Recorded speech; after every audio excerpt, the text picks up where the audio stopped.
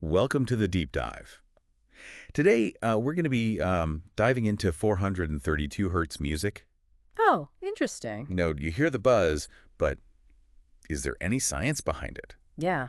Should we all be switching our Spotify settings right now? Right. We've got a whole bunch of research studies and articles here, some that look specifically at 432 hertz and some that look more broadly at sound therapy. Yeah. So we're going to try to break it all down, highlight some of the surprising things we found, and give you some real food for thought. Oh, cool. I mean, some people believe that 432 hertz music Yeah. is literally like in tune with the universe, Yeah. promotes healing, Yeah. promotes relaxation. There's definitely a kind of mystical reputation around it for sure. Yeah, it sounds a little woo-woo. It does sound a little woo-woo. Yeah. But it is really interesting that the idea that sound can influence your well-being isn't anything new, right? Right. There's a long history of using sound in healing practices going way back. And even like modern medicine is now exploring the potential of things like sound and vibration therapies. Interesting. Yeah. So maybe there's something more to this 432 hertz thing than just like a fad. Right. One study that really caught my eye was one that looked at patients with spinal cord injuries. Okay. And the researchers compared the effects of listening to music at 432 hertz versus the standard 440 hertz. Yeah. Wow.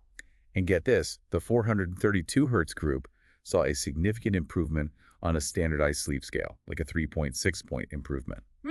That's pretty significant. Yeah. So I'm like, if just listening to music can help with sleep, what else could it be doing? Yeah. Yeah? It's really interesting. Yeah. It's important to remember, though, that this was a small study, and like all studies, we need more research to back it up and confirm the findings. But of course. it does raise some pretty interesting questions for sure. For sure. Another study from 2024 looked at cancer patients, and they exposed them to both 432 hertz and 443 hertz sound interventions. Interestingly, both frequencies actually led to a reduction in heart rate.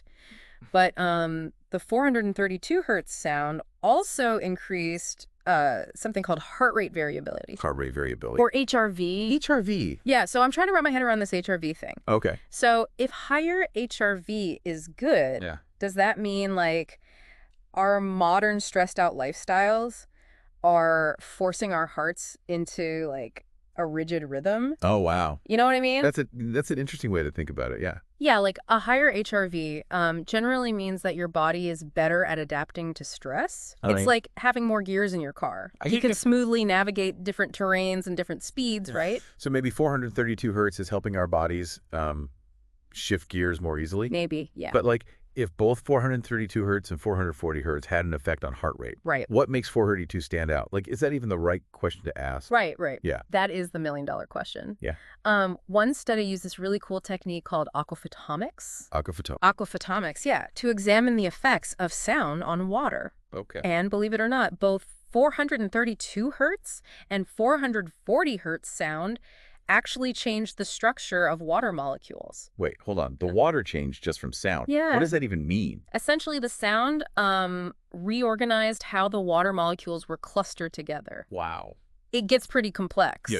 But the takeaway is that even something as, fundamental as water is sensitive to sound frequencies. That's wild. And that leads to the question of whether similar changes might occur in our bodies, which, are mostly water. Oh my gosh, that's crazy. It's pretty mind-boggling. Yeah. It is. It is. But if both frequencies affected the water, like what makes people think that 432 might be special? Right. And, there's other research that suggests that 432 hertz can reduce anxiety and even lower cortisol levels. Interesting. But again, we need more rigorous studies to differentiate placebo effects from genuine physiological changes. Right. As for whether 432 is special, that's where things get really interesting. Okay. Yeah. So we've seen some pretty intriguing scientific hints here. Yeah. But there's also this whole other layer to 432 hertz, Yeah. right? This idea that it somehow resonates with the fundamental frequencies of the universe. Right. Let's dive into that a little bit. Yeah, this is where we start to move from the strictly scientific realm into something a bit more philosophical and speculative even. Sure.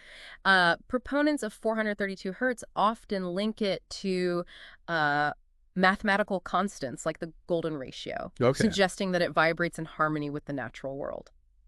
I've always felt more relaxed listening to certain types of music, but I never really thought about the actual frequencies. Right. But now this connection to the golden ratio is really making me think, Yeah. Is it possible that ancient cultures understood something about sound and math that we're only now rediscovering? It's a fascinating possibility, for Yeah. sure. I mean, the golden ratio appears everywhere in nature. Right. From the spirals of galaxies to the proportions of the human body. It's true. And the idea is that 432 hertz somehow taps into this, like, fundamental harmony, creating a resonance that can influence our well-being. Okay, but isn't that a bit of a stretch? What? I mean, how can a musical frequency even be connected to something like the golden ratio? Right. And like, why 432 hertz specifically? Right. Why not 431 or 433? Those are great questions. Yeah. And to be honest, there's no definitive answer. Okay. The choice of 432 hertz is based partly on historical precedent Uh-huh. and partly on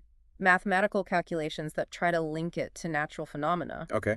However, more research is definitely needed to understand if and how 432 hertz truly interacts with our biology and consciousness. So for now, it's more of a hypothesis than like a proven fact. I think that's fair to say, yeah. But even if we don't have all the answers, Yeah. is there any harm in like experimenting with 432 hertz music?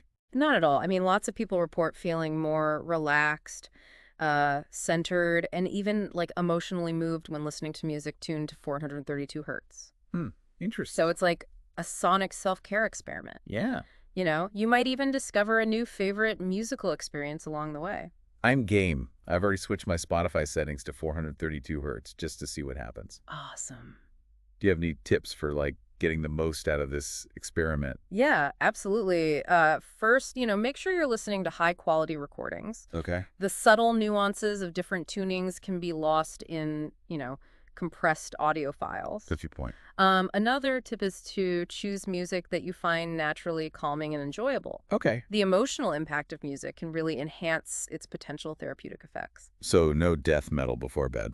Probably not the best choice for relaxation, no, Okay, fair enough. unless that's your thing. So we've covered the science, Yeah, the history, we have. even the philosophy of 432 hertz music. Uh-huh. But I'm still curious about like the practical applications, like beyond just listening to music. Sure. What else is out there? Well, as we discussed, there's growing evidence that 432 hertz music might promote relaxation, reduce stress, Right. and even improve sleep quality. Yeah, Some people believe it can also enhance meditation and creativity. that's right. And I've even heard of like practitioners who use 432 hertz tuning forks and sound bowls in their therapeutic work. Right. Like what's that all about? The idea is that the vibrations produced by these instruments can actually help rebalance the body's energy field and promote healing. Wow. So it's not just about listening to music, it's about experiencing sound in a more direct and holistic way. That's remarkable. It seems like we've only just scratched the surface of this whole topic. Yeah, for sure. Are there any areas of research or application that you're particularly excited about? Oh, it's all very exciting. But one area I'm particularly interested in is the potential use of 432 hertz sound therapy for specific conditions, Okay. like anxiety, insomnia, Yeah. and even chronic pain. Wow. There are some promising preliminary findings, Okay. but we need larger and more rigorous studies to really understand the mechanisms at play. It's incredible to think that something as simple as sound could have such a profound impact on our well-being. It really is. So what do you think, listener? Are you starting to feel as tuned in to this as we are? Yeah. We're going to wrap things up and leave you with some final food for thought Okay. after a quick word from our sponsor. Sounds good. Don't go anywhere.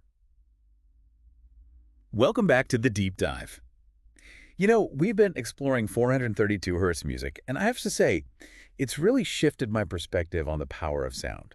Yeah. Like, I think we often forget that we experience the world through sound just as much as we do through sight. That's so true. We live in such a visually dominant world that we often take sound for granted. Yeah. But when you really start to pay attention, you realize just how deeply sound can affect us. Yeah. Our moods, our energy levels, Right. even our physical well-being. Yeah. It's like rediscovering a sense we never knew we were missing. It really is. So for someone who's like hearing all of this for the first time, what would you say is like the most important thing to take away from our deep dive? I would say the key takeaway is this. Be open to the possibility that music can have a deeper impact on us than we realize. Yeah.